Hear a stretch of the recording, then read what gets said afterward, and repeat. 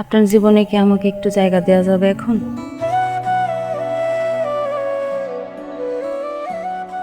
পাগলের মতো কথা বলতেছো তুমি। আমার জীবনের গল্প শেষ,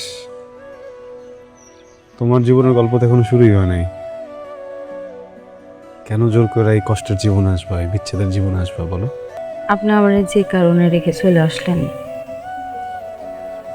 সে কারণটা আমি মানে নিছিলাম, কিন্তু এখন তো ওই কারণটা নাই।